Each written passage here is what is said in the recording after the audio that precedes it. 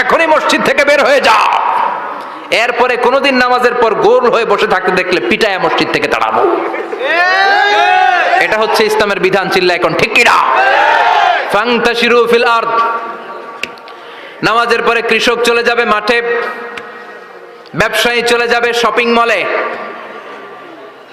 Member of the parliament চলে যাবে সংসদে, সেনা সদস্যরা ঢুকে যাবে ক্যান্টনমেন্টে। চিল্লা এখন ঠিক কিনা? যার যেখানে দায়িত্ব পালন করার জন্য ছোট, মসজিদে বসে থাকা যাবে?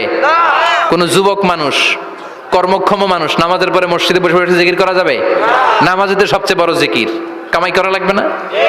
মেয়ে কোথায় গেল, ছেলে কোথায় গেল, ফ্যামিলির খোঁজ খবর নেওয়ার দরকার আছে না নাই? চিল্লায় বলেন আছে না নাই? এরপর আল্লাহ বললেন ওয়াইদা রাআউ তিজারাতান আও লাহওয়ান ফাদ্দু ইলাইহা ওয়া তারাকুকা কাইমা। ও নবী, সাহাবারা কাফেলার